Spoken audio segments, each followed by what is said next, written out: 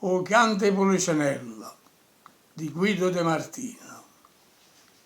Scende Policinella per strada ogni mattina, non fa più l'inchina gente a qua e a là.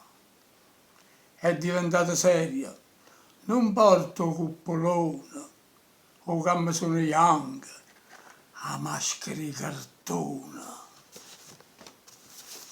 Tiene una faccia triste, senza un pizzo a risa.